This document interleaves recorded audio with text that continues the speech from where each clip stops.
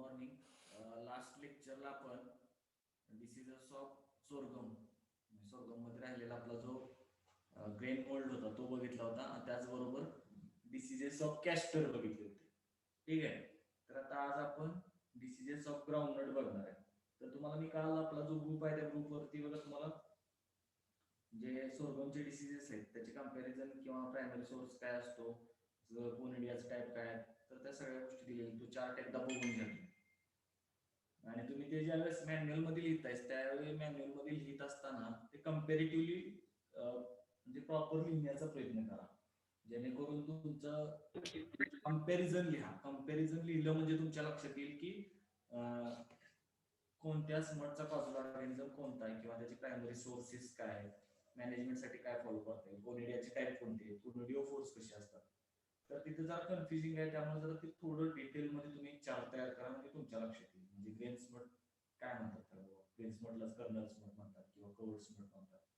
Grain mould वेगळा, grain smut वेगळा, loose smut वेगळा, लॉंग स्मट वेगळा. लूज स्मट आणि लॉंग स्मट मध्ये काय फरक आहे, हेड स्मट मध्ये काय फरक आहे. हेड स्मटला आपण परत केसल कहाणी किंवा जिप्री म्हणतो. तर ते लक्षात घेण्याचा प्रयत्न करा, जेणेकरून तुमचं कन्फ्युजन होणार नाही आणि तो जास्त स्कोरसाठी असतो त्यामुळे तुमच्या ते लक्षात येणं गरजेचं आहे. ठीक आहे. त्याचबरोबर आपली जी टेस्ट जी होणार होती तर त्या टेस्टमध्ये बाजरा क्रॉपचे अजून काय म्हणजे क्वेश्चन्स माझ्याकडून तयार झालेले नाही. मग त्याच्यामध्ये स्वर्गम आणि मेज ह्या दोन क्रॉपचा जर तुम्ही अभ्यास करा, बाजराचाही अभ्यास करून ठेवा. जर तसं असेल तर तुम्हाला मी आज जर माझ्याकडून तयार झाले तर मी तुम्हाला तसा मेसेज करेन ग्रुपवरती, तुम्ही बाजरा सुद्धा तयार करा.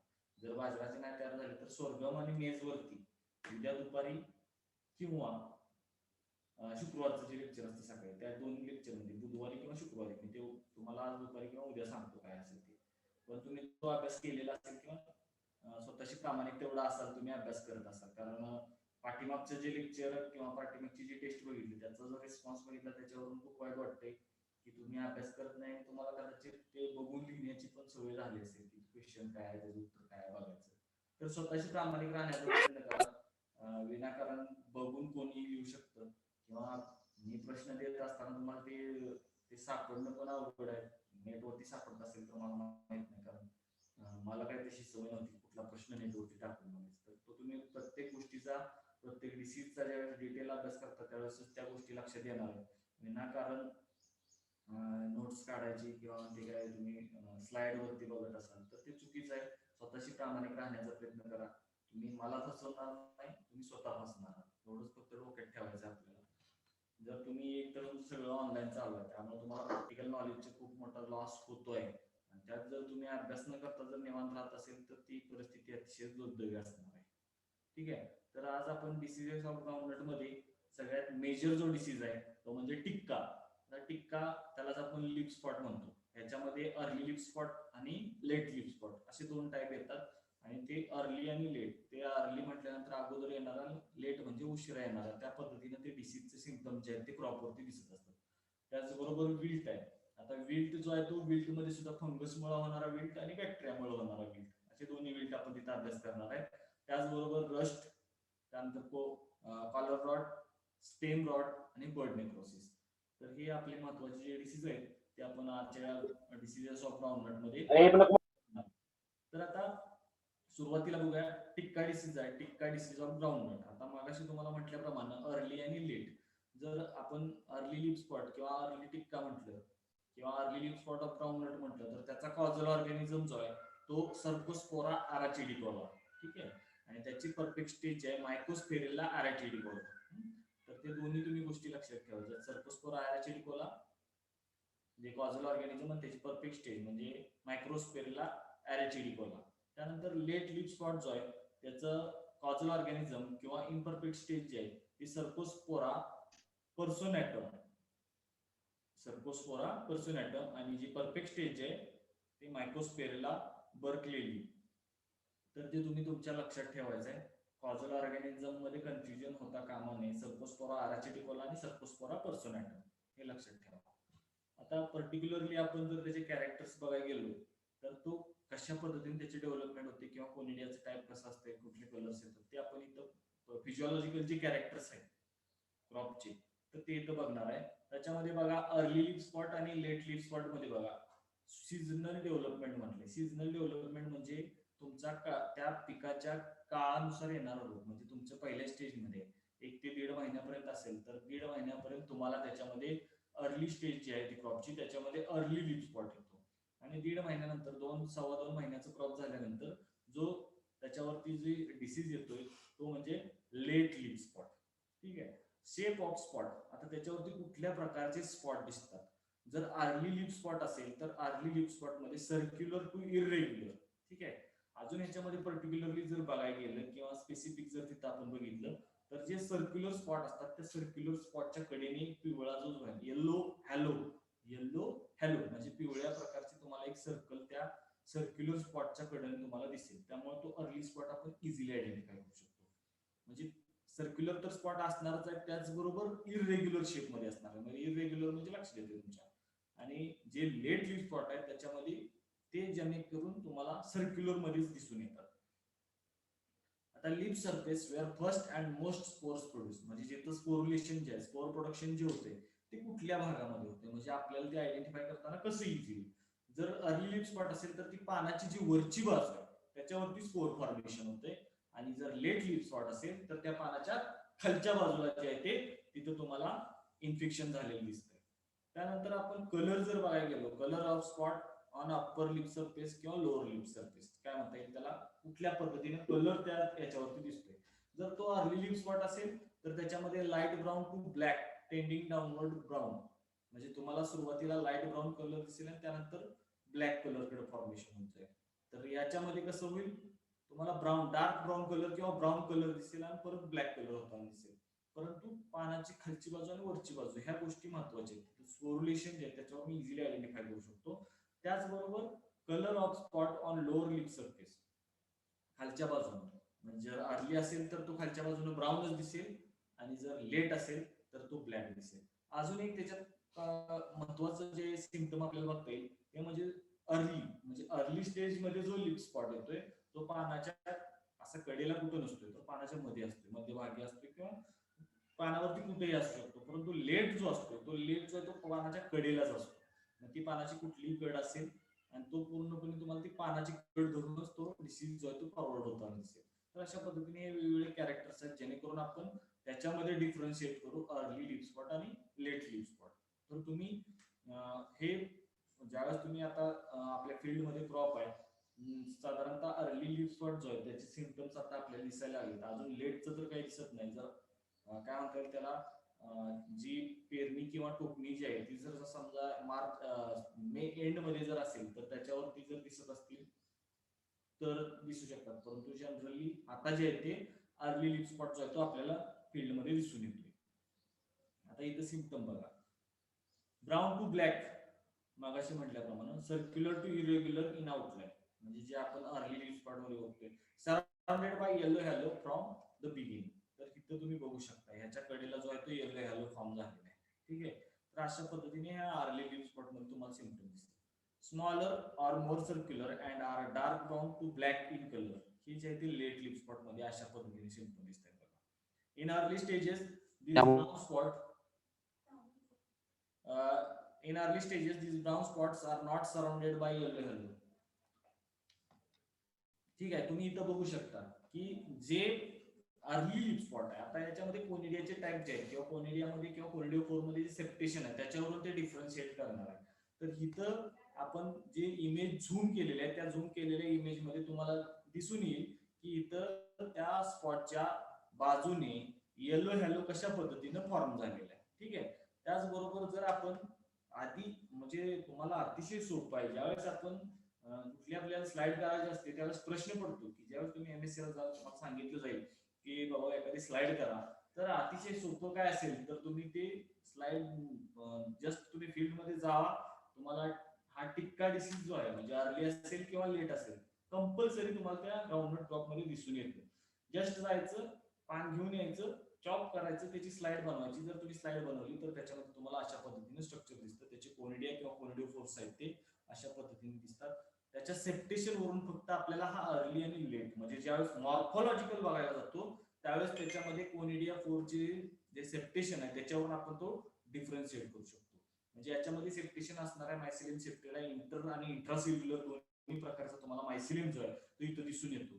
तर हे डिफरन्शिएशन करायचं असेल तर मॉर्फोलॉजिकल डिफरन्शिएशन किंवा मॉर्फोलॉजिकल आयडेंटिफाय करायचं असेल तर आपल्याला ते कोनिफोरचं सेप्टा जे आहेत ते काउंट करता आले पाहिजे.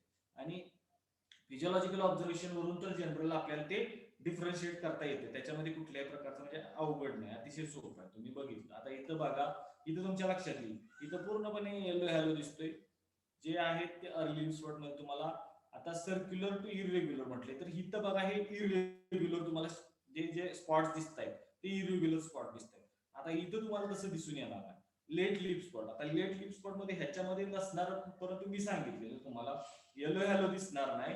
त्याचबरोबर हे स्पॉट जे आहेत ते हे सिम्पटम बघा, मी जिथं तुम्हाला आता हे जो कर्सर दाखवतो हे जे लेट लिप स्पॉट मध्ये जो पहिली इमेज आहे त्या पहिल्या इमेज मध्ये बघा तुम्ही त्या पानाच्या कडेला बघा, म्हणजे लेट लिप स्पॉट मध्ये पानाची कडा जी असते त्याच्यावरती इन्फेक्शन जे पूर्ण कडा कव्हर करत असते, तर हे लक्षात घ्या. त्याचबरोबर डार्क तुम्हाला ब्राऊन कलर सुरुवातीला दिसेल आणि नंतर जे आहे ते ब्लॅक कलर तिथं फॉर्म होताना दिसतोय, पूर्णपणे ब्लॅक स्पॉट जे आहे ते इथं दिसतंय.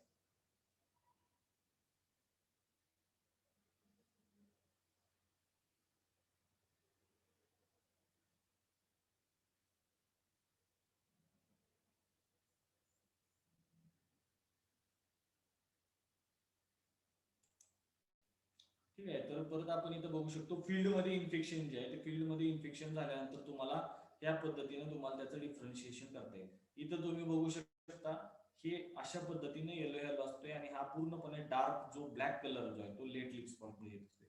हे इथं परत तीच इमेजेस तुम्हाला येलो येलो इथं दिसेल आणि हे जे आहे त्याच्या कडेला ब्लॅक कलर स्पॉट दिसेल. म्हणजे अतिशय सोपं आहे डिफरन्शिएट करणं. आता इथं जर आपण त्याची इटिओलॉजी जर बघायला गेलो तर mycelium is septate inter and intracellular. Conidiophores are light brown, continuous 1 to 2 septate. Conidia are highline to pale yellow, 4 to 12 septa with rounded base. ठीक आहे, म्हणजे त्याचा बेस जो आहे तो राउंडेड बेस राहणार आहे अशा पद्धतीनं. आणि याच्यामध्ये साधारणतः 4 ते 12 सेप्टा ज्या आहेत त्या तुम्हाला दिसून येतील. The conidia are mostly confined to the upper surface of the spot. आता कोनेडिया जे आहेत त्या कुठं होत आहेत तर त्या अप्पर सरफेस वरती पानाच्या फॉर्म होत आहेत, मग असेच आपण बघितलं. आणि ज्या लेट लिप स्पॉट जो आहे त्या लेट लिप स्पॉट मध्ये काय होतंय तर पानाच्या खालच्या बाजूला म्हणजे लोअर सरफेसला तिथं त्या कोनेडिया जे आहेत त्या फॉर्म होत असतात. आता याच्यामध्ये जर डिफरन्शिएशन करायचं झालं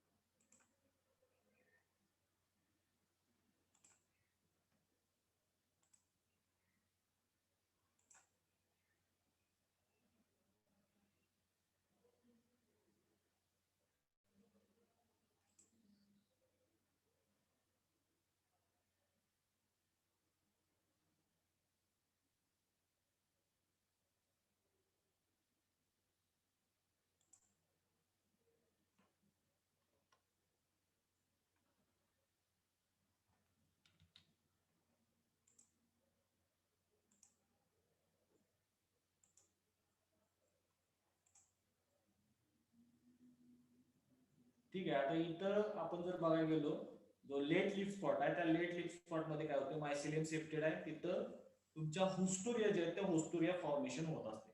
कोनिडिओफोर्स are light brown 1 to 2 septate. इथं तुम्ही बघू शकता हे जे कोनिडिओफोर्स आहेत ते तुम्हाला पूर्णपणे कंप्लीट एक दिसेल किंवा 1 to 2 सेप्टा म्हणजे म्हटलं इथं बघा जो दिसते हे सेप्टेशन तुम्हाला ह्या कोनिडिओफोर मध्ये दिसेल. ठीक आहे.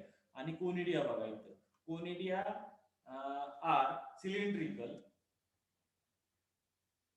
त्याचबरोबर लाईट कलर्ड 1 to 7 सेप्टा म्हणजे 1 पासून 7 पर्यंत सेप्टा असू शकतात. म्हणजे इथं डिफरन्स काय करता येईल तुम्हाला, इथं 1 ते 7 आहे कोनिडियामध्ये सेप्टेशन, परंतु तुम्ही जर अर्लीमध्ये गेला म्हणजे सपोज थोडा ॲरेचिडिकोलामध्ये जर बघितलं तर त्याच्यामध्ये तुम्हाला 4 ते 12 सेप्टा दिसतील. ठीक आहे, अशा पद्धतीने आपण डिफरन्शिएट करतोय. त्याचबरोबर याच्यामध्ये काय होते जो लेट लिप स्पॉट आहे त्याच्यामध्ये खालच्या बाजूला कोनिडिया जे आहेत ते फॉर्म होत असतात.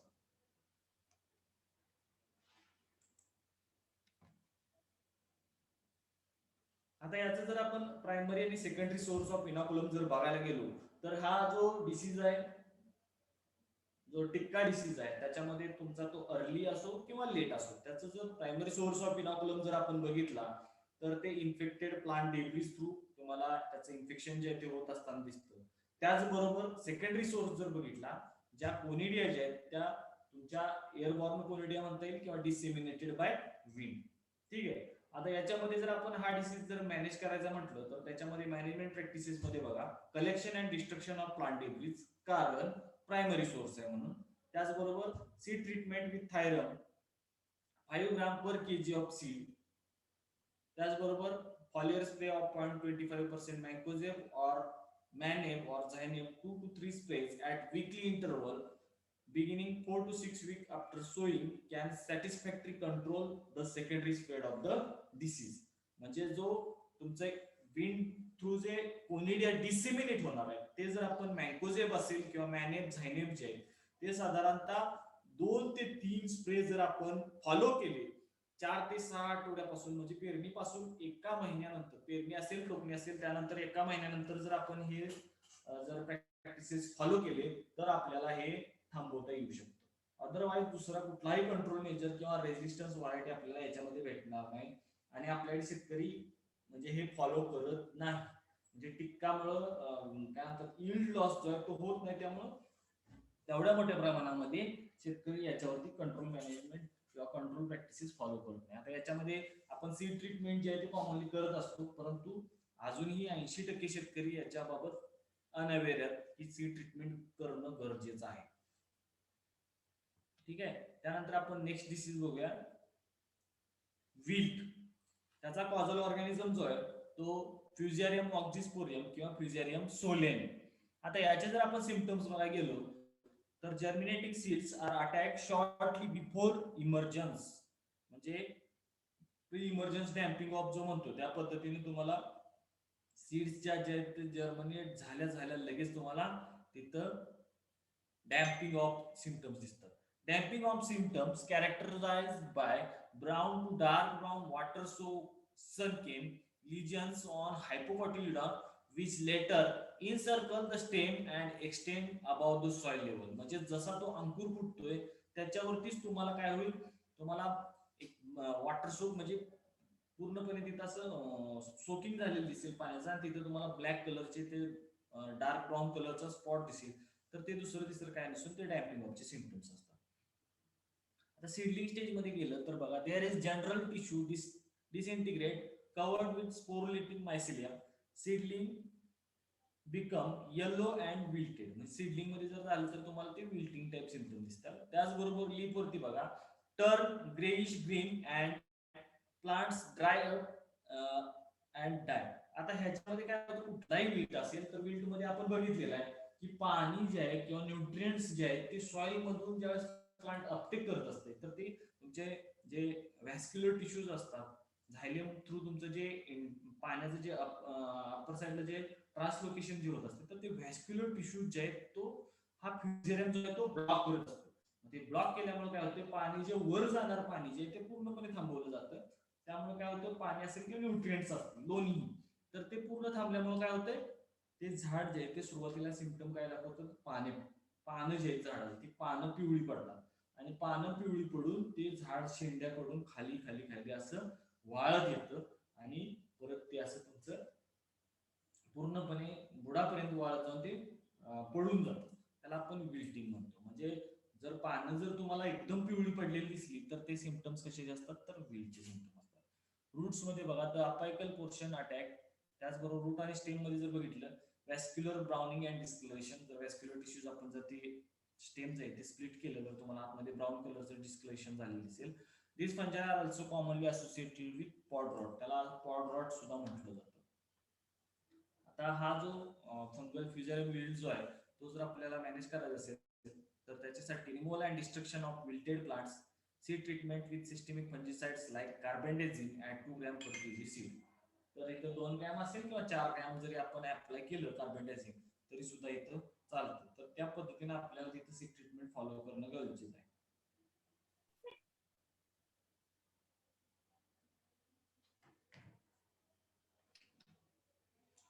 त्यानंतर याच्यातला दुसरा विल्ट म्हणजे बॅक्टेरियल विल्ट.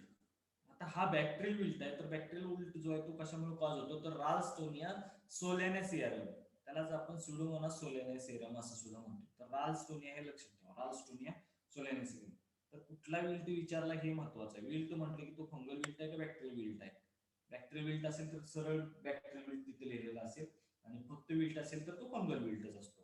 ठीक आहे. Wilt symptoms observe 3 weeks after sowing. 3 weeks म्हणजे किती दिवस होत आहेत तुमचे, साधारणतः 21 दिवसानंतर तुम्हाला ते सो केल्यानंतर तुम्हाला हा बॅक्टेरियल दिसतोय.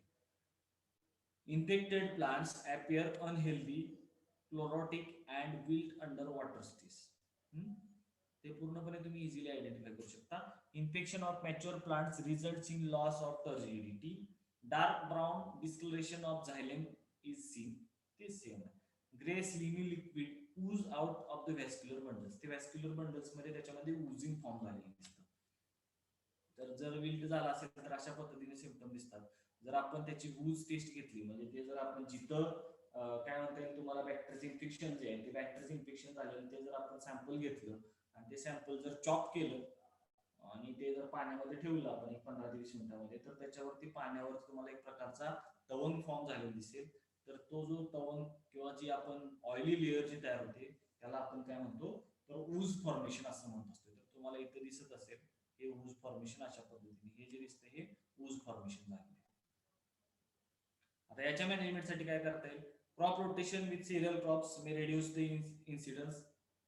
त्याचबरोबर use the seed production in unaffected areas.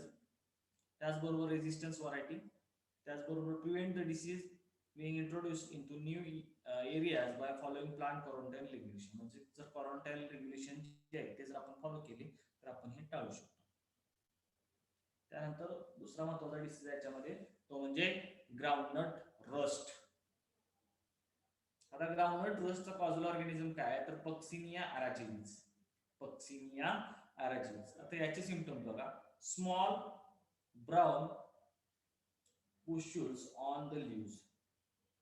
Pustules appears 10 days after infection as whitish flakes on the upper surface.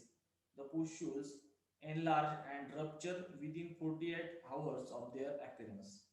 लक्षात येत असेल, म्हणजे साधारणतः त्या पिरियड मध्येच ते रप्चर होतात. More psoriasis on the lower surface, circular, often surrounded by leaf tissues that is dull green to light brown. तर तुम्ही इथं जे युरिडोस्पोर्स किंवा सोराइज आहेत, पुष्यूल जे आहेत ते फॉर्मेशन पानाच्या खालच्या बाजून चांगल्या पद्धतीने बघू शकतो. पुष्यूल्स ऑफन कोएल्स इरेग्युलर पॅचेस ऑफ सोराय. तर तुम्हाला हे जे ते पूर्णपणे तुम्ही पानावरती बघितलं असेल, पानाची खालची बाजू असेल किंवा वरच्या बाजूला जे ते पूर्णपणे तुम्हाला काय म्हणतात ऑरेंज कलरचे पुष्यूल जे आहेत ते फॉर्म झालेले दिसतात. ते जर आपण स्लाइड वरती घेतले तर ते युरिडोस्पोर्स जे आहेत ते आपण ऑब्झर्व करू शकतो.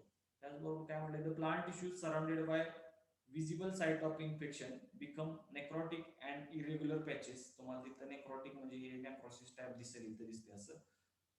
Petioles and stems are commonly affected.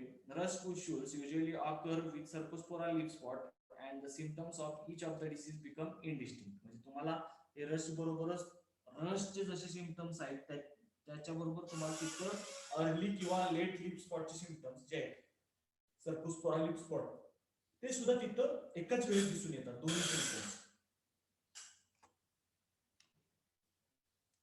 हे इथं तुम्ही बघू शकताय. तर अशा पद्धतीने हे रस्टचे सिम्पटम्स आहेत ते रस्टचे सिम्पटम्स दिसतात.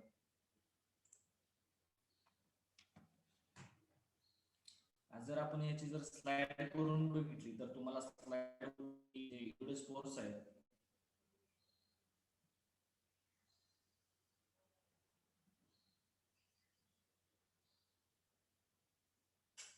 तर ते युरिडोस्पोर्स अशा पद्धतीने ज्यावेळेस आपण स्लाइड करू तर ती स्लाइड केल्यानंतर अशा पद्धतीने युरिडोस्पोर्स जे ते तिथं फॉर्म झालेले दिसतात. त्याचं प्रिडिपोजिशन बघितलं तर spread of the pathogen within field is फॅसिलिटेड by wind movement or blowing rain. त्याच्यासाठी टेम्परेचर रेंज आहे ते 22 ते 25 डिग्री सेल्सिअस असेल किंवा रात्रीचं. त्याचबरोबर दिवसाचं जर टेम्परेचर जे आहे ते 30 ते 45 असेल तर ते तुम्हाला त्या डिसीजसाठी फेवर करत असते. आता याच्या मॅनेजमेंटसाठी काय करता येईल, स्प्रे 0.2% झायनेट मँकोझेब और मॅनेब और 0.1% कार्बेंडाझिम. आता हा जो स्प्रे आहे तो आपण 4 ते 6 दिवसांच्या इंटरव्हलनी जो आहे तो रिपीट केलं तर आपल्याला याच्यावरती रस्टवरती चांगल्या प्रकारचं कंट्रोल मिळू शकतो. त्यानंतर नेक्स्ट डिसीज आहे तो म्हणजे कॉलर रॉट. आता याचा कॉजल ऑर्गॅनिझम बघा, अस्परजिलस नायझर आणि अस्परजिलस पल्युरेलेंटम. तर आपण लिहित असताना अस्परजिलस नायझर जो आहे किंवा कॉमनली दिसून येणारा जो कॉलर रॉट जो असतो तो अस्परजिलस नायझर असतो. आता याचे जर सिम्पटम बघितले तर बघा, the fungus is both seed and soil borne. लक्षात घ्या, सीड बॉर्न आहे त्याचबरोबर सॉइल बॉर्न सुद्धा. And so the infection can be seen at any stage from sowing onwards. The disease usually appear in 3 phases. त्याच्यामध्ये पहिली phase बघा, pre emergence rot. त्याच्यामध्ये seeds are attacked by soil borne conidia and rotten of seeds prevent the seed to germinate. The seeds are covered with black masses of spores and internal tissues of seeds become soft and watery.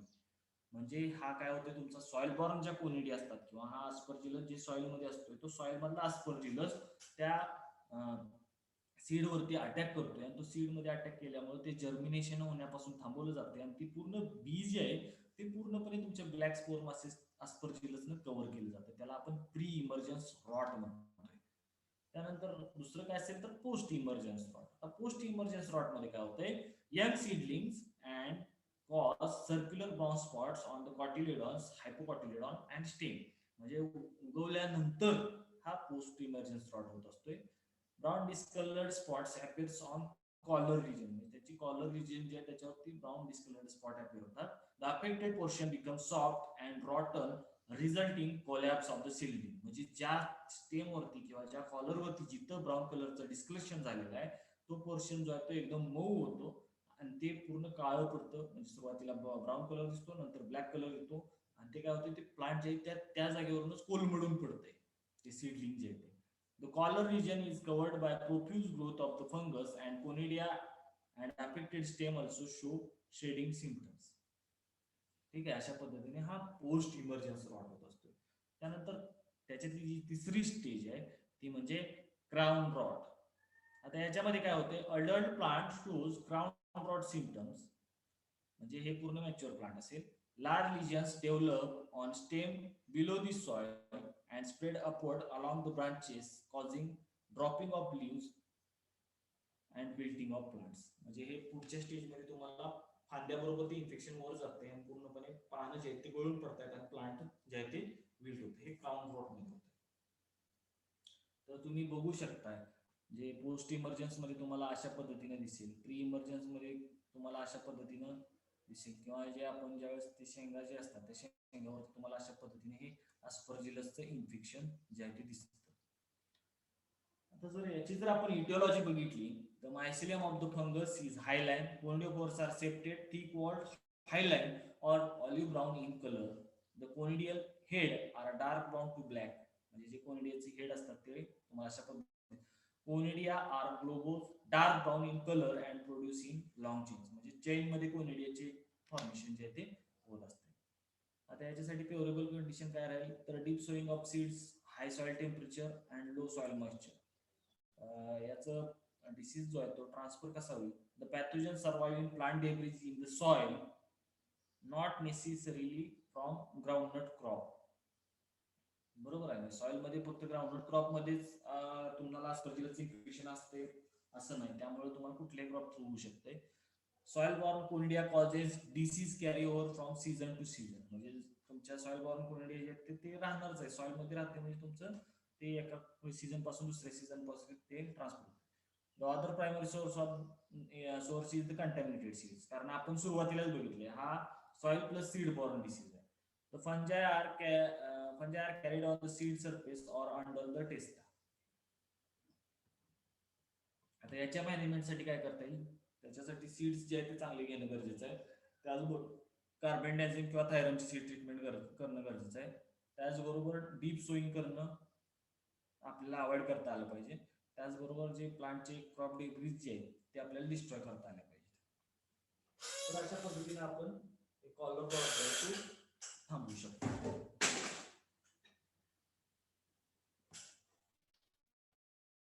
Collar rot नंतर stem rot, collar rot, stem rot. आता stem rot जो आहे, आता याच्यामध्ये differentiation तुम्हाला म्हणजे करता येणं गरजेचं.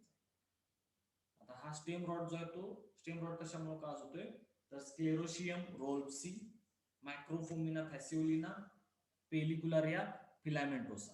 तर आता आपल्याकडे जनरल जे दिसणार जे आहेत ते स्क्लेरोशियम रोल्प्सी आणि मॅक्रोफोमिना फॅसिओलिना ह्या दोन बाजूला ऑर्गॅनिझममुळे जास्त प्रमाणामध्ये जो कॉज जो आहे तो होत असतो. स्क्लेरोशियाचं खूप मोठ्या प्रमाणामध्ये याच्यामध्ये स्टेम रॉडमध्ये इन्फेक्शन दिसतं. आता याच्यामध्ये बघा, above soil borne fungi attack the basal portion of the stem and roots causing sudden wilting or rotting of the stem tissue. ठीक आहे, तुम्हाला सडन विल्टिंग झालेली दिसेल अशा पद्धतीने. तर हे स्क्लेरोशिया फॉर्म झालेले आहे बघा, तुम्ही हे बघू शकता. जे मोहरीची दाणी असतात त्या पद्धतीने तुम्हाला ह्या खालच्या बाजूला जे ते स्क्लेरोशिया फॉर्म होत असतात. तर त्याला आपण स्टेम रॉटिंग असं म्हणत असतो. हे बघा इथं तुम्ही परत बघू शकता स्क्लेरोशिया कशा फॉर्म झालेले. पूर्णपणे स्टेम वरती तुम्हाला अशा पद्धतीने इन्फेक्शन दिसतं, त्यामुळे आपण त्याला स्टेम रॉट असं म्हणतो. त्याच्यामध्ये स्क्लेरोशियम रोल्प्सी सुद्धा दिसेल किंवा मॅक्रोफोमिना फॅसिओलिना सुद्धा, दोन्हीमुळे कॉज होत असतो. ठीक आहे, अशा पद्धतीने तुम्हाला हे मॅक्रोफोमिना फॅसिओलिनामुळे तुम्हाला इन्फेक्शन दिसेल.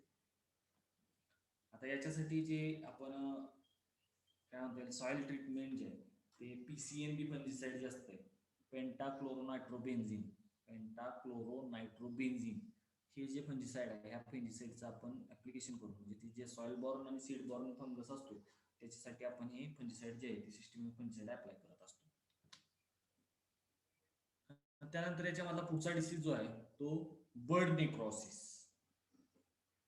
आता हा बर्ड नेक्रोसिस हा व्हायरल डिसीज आहे. याचा कॉझल ऑर्गॅनिझम जो आहे तो टोमॅटो स्पॉटेड विल्ट व्हायरस. लक्षात घ्या, विल्ट नाही तरी सुद्धा याचा कॉझल ऑर्गॅनिझम जो आहे तो टोमॅटो स्पॉटेड विल्ट व्हायरस असा आहे. आता याचे सिम्पटम्स बघा,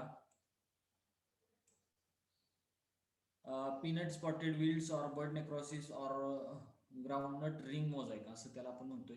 इमर्जिंग लीव्स आर स्मॉल, त्याचबरोबर तुम्हाला रॉटेड, त्याचबरोबर तुम्हाला रिंग स्पॉट दिसेल. Necrotic spots and irregular shape lesions develop on leaves and petioles. हे इमेजेस व्यवस्थित नाही तिथं, हे इथं बघा तुम्हाला प्रॉपर दिसेल. तर अशा पद्धतीने तुम्हाला जो बर्ड नेक्रोसिस जो आहे तो बर्ड नेक्रोसिस मध्ये तुम्हाला पानावरती अतिशय सोपे सिम्पटम्स आहेत. हे सिम्पटम्स बघितले की पूर्णपणे व्हायरल डिसीजचा अटॅक दिसतो. पूर्ण ते प्लांट जे ते पूर्ण खुजर राहून जातं, म्हणजे जी प्रॉपर वाढ व्हायला पाहिजे ती वाढ त्याची होत नाही, ते प्लांट खुजर राहून जातं आणि अशा पद्धतीने तुम्हाला पानावरती सिम्पटम जे ते दिसून येतात. Stem also exhibit necrotic streaks. As the plant matures, it becomes generally stunted with short internodes and short auxiliary shoots. Bird मध्ये तुम्हाला ते पूर्ण बर्ड्स वरती फॉर्मेशन होतं, त्यामुळे बर्ड नेक्रोसिस आपण म्हणतोय. ते पूर्ण वाढत नाही त्यामुळे म्हणतोय तुम्हाला म्हटल्याप्रमाणे त्याची स्टंटेड ग्रोथ होत असते. Leaflets form, reducing size, distortion of mosaic mottling and general chlorosis. म्हणजे तिथं तुम्हाला जे क्लोरोसिस जे आहे ते क्लोरोसिस फॉर्म झालेलं दिसतं, त्यामुळे तुम्ही ते अतिशय सोप्या पद्धतीने तुम्ही लक्षात ठेवू शकता. आणि हे व्हायरल डिसीज आयडेंटिफाय करणं काही अवघड नाही. ठीक आहे, त्यामुळे तुम्ही त्या पद्धतीनं म्हणजे इझिली आयडेंटिफाय करू शकता. In advanced conditions, the necrosis of birds occurs. Drastic reduction in flowering is noticed and seed production are abnormally small and wrinkled with the dark black lesions on the testa. म्हणजे तुम्हाला जे शेंगा form होणार आहेत तुम्हाला तिथपर्यंत तुम्हाला flowering stage पासून याचं इन्फेक्शन जे आहे ते दिसत असते. बर्ड नेक्रोसिस आयडेंटिफाय करणं अतिशय सोपं आहे. तुम्ही हे बघू शकता. हे अशा पद्धतीने तुम्हाला पूर्ण क्रॉप वरती सुरुवातीपासून शेवटपर्यंत अटॅक दिसतो. पानं जे आहेत ते तुमचे असे मोटलिंग किंवा क्लोरोसिस झालेले दिसतं, जे आपण पकरिंग म्हणतो, म्हणजे जाडसर अशी पानं दिसतात. त्याचबरोबर शेंगा जे आहेत त्या अशा पद्धतीने तुम्हाला शेंगावरती इन्फेक्शन दिसतं. आता याचं ट्रान्समिशन कसं होतं बघा, The virus perpetuate in the weed host. The virus is transmitted by thrips. आता इथे तुम्हाला लक्षात आलं पाहिजे की इन्सेक्ट वेक्टर जो म्हणतो आपण, इन्सेक्ट म्हणजे कुठल्या इन्सेक्टमुळे हा व्हायरस ट्रान्समिट होतो त्याला आपण इन्सेक्ट वेक्टर असं म्हणत असतो. तर ते काय असेल तर तो व्हायरस जो आहे तो थ्रिप्स मुळे तो डिसीज जो आहे तो ट्रान्सफर होतो, लक्षात घ्या. त्याचबरोबर वीड होस्ट जे त्याच्यावरती तो सर्व्हाइव्ह करत असतो. त्याचबरोबर जर आपल्याला हा डिसीज जर टाळायचा असेल तर त्यासाठी काय करता येईल?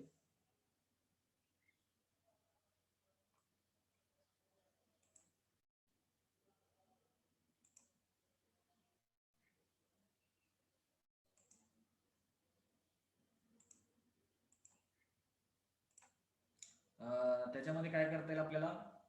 15 बाय 15 सेंटीमीटरचं स्पेसिंग ठेवता येईल.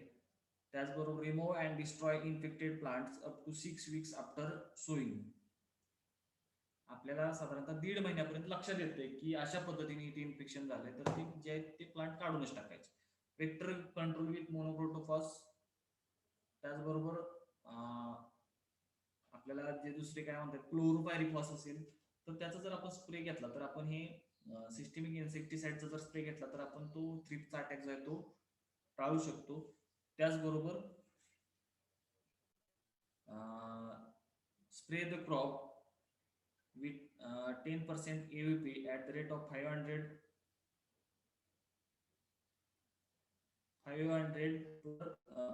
liter per hectare after 10 and 20 days after sowing. ठीक आहे, तर अशा पद्धतीने आपण हे जे आहे ते कंट्रोल करू शकतो.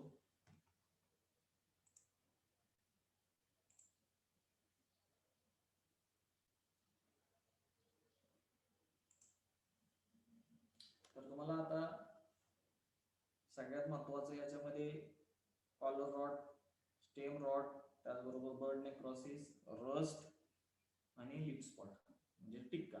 तर हे सगळे डिसीजेस जे आहेत ते अतिशय महत्वाचे आहेत. ग्राउंडनट क्रॉप पूर्णपणे महत्वाचं क्रॉप आहे. तर त्या पद्धतीने तुम्हाला त्याचा अभ्यास करणं गरजेचं आहे, बारकावे जाणून घेणं गरजेचं आहे. आता बऱ्यापैकी तुम्हाला लक्षात आलं असेल पॅटर्न जो आहे तो सेम आहे. पॅटर्न प्रत्येक डिसीज ज्यावेळेस आपण बघतोय तर सगळ्यात महत्वाचं काय करा तर जेवढे काही डिसीजेस तुम्ही अभ्यास करताय तर ते डिसीजेस जसं जसं होत जातील किंवा पूर्वीच तुमच्याकडे सिलेबस दिलेला आहे त्या सिलेबसनुसार तुम्ही प्रत्येक चार्ट तयार करा. त्या चार्टवरती डिसीजेस ऑफ ग्राउंडनट म्हणायचं, मग कुठले कुठले डिसीज आहेत त्याचे कॉजल ऑर्गॅनिझम काय असा एक चार्ट करायचा. मग ते कॉजल ऑर्गॅनिझम सगळे तुमचे पाठ असणं गरजेचं आहे, म्हणजे पूर्णपणे तोंडपाठ असणं गरजेचं आहे. जर तुमचे तोंडपाठ असतील तर कमीत कमी तुम्हाला जो तुमचा 80 मार्काचा पेपर आहे तिथं तुमचे 20 मार्क जे आहेत ते याच्यावरती तुम्हाला मिळून जातील. म्हणजे तुमचे जर सगळे कॉजल ऑर्गॅनिझम पाठ असतील तर 20 मार्क तुमचे हुकमी त्या कॉजल ऑर्गॅनिझम वरती, तेवढं लक्षात ठेवा. म्हणजे किती डिपेंड करते बघा तुमचं ते पाठांतर. त्यानंतर तुम्ही सेपरेट दुसरा चार्ट असा करायचा की त्याचा प्रायमरी सोर्स ऑफ काय, एनॉकुलम काय, सेकंडरी सोर्स काय, त्याचा एक वेगळा चार्ट करा. सिम्पटम्स, मग पर्टिक्युलरली विल्ड जे डिसीज आहेत ते विल्ड डिसीजचे कसे असतात, डॅम्पिंग ऑफचे कसे असतात, त्याचबरोबर बॅक्टेरियल लिप स्पॉट असेल तर कसे असतात, लिप स्पॉट जर असेल तर त्याचे कसे असतात, ते कॉमन काढता येतील आम्हाला. म्हणजे तुम्हाला तिथं जज करता येईल की तुम्हाला हे अशा पद्धतीनं सिम्पटम्स लिहायचे. आणि मॅनेजमेंट, मग रस्टसाठी काय काय यूज केलं जाते, विल्डसाठी काय काय यूज केलं जाते, बॅक्टेरियल विल्डसाठी काय काय, म्हणजे प्रत्येकासाठी कॉमन जे आहे ते कॉमन काढले तर तुम्हाला हा कोर्स त्याचबरोबर पुढच्या सेमिस्टरचा 6व्याचा कोर्स अतिशय सोपा जाईल. अदरवाईज तुम्हाला काय चाललंय काहीच कळणार नाही. अतिशय थोडक्यात गोष्टी आहेत, तेवढं फॉलो करा, कुठलीही अडचण तुम्हाला येत नाही. जर कोणाला काही शंका असेल तर विचारा.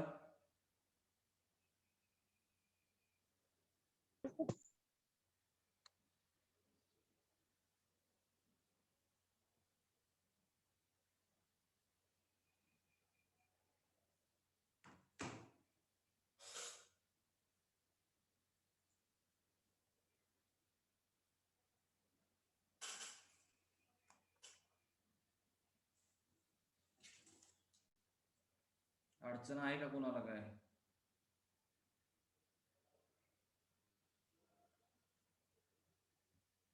तर तुम्ही आता मला वाटतं बागल सरांनी तुमच्या ग्रुपवरती मेसेज टाकलाय की मिड टर्म जे मिड टर्म तुमची 15 तारखेनंतर चालू होईल, तर त्या पद्धतीने तुम्ही तयारी लागाय काही हरकत नाही.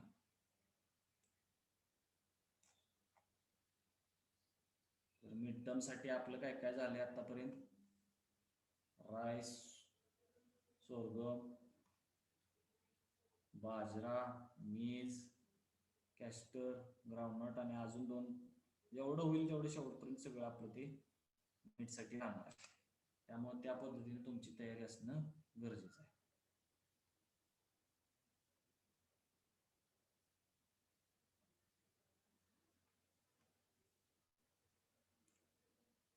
कुठली गोष्ट समजत नसेल, आवाज येत नसेल तर विचारा मला. आवाज वगैरे येत असेल मला वाटतं, काय प्रॉब्लेम आहे का? नसलाय तर काय माहित नाही, तुमचं तुम्हालाच माहिती काय कळतं ते.